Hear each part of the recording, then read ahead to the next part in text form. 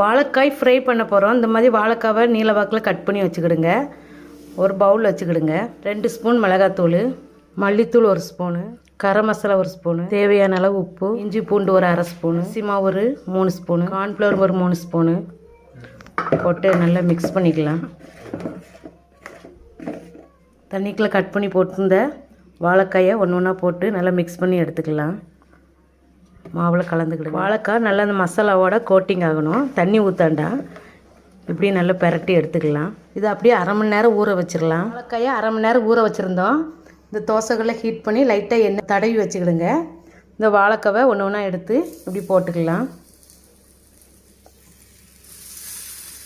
வாழைக்காவை சுற்றி அப்படி எண்ணெய் ஊற்றிக்கிடுங்க. ஊற்றி ஸ்லோவாக வச்சு வேக வைப்போம். சூப்பராக 2 பக்கமும் மாற்றி மாற்றி போட்டு வேக வச்சு எடுத்தாச்சு. இதை அப்படி நம்ம பிளேட்டில் எடுத்துடலாம். சூப்பரான டேஸ்ட்டான வாழைக்காய் ஃப்ரை சூப்பராக ரெடி பண்ணியாச்சு. இது சாம்பார் சாதம் ரச சாதத்தோடு சாப்பிடுங்க. டேஸ்ட்டு பக்காவாக இருக்கும். இந்த வீடியோ பிடிச்சிருந்தால் லைக் பண்ணுங்கள், ஷேர் பண்ணுங்கள், சப்ஸ்கிரைப் பண்ணுங்கள்.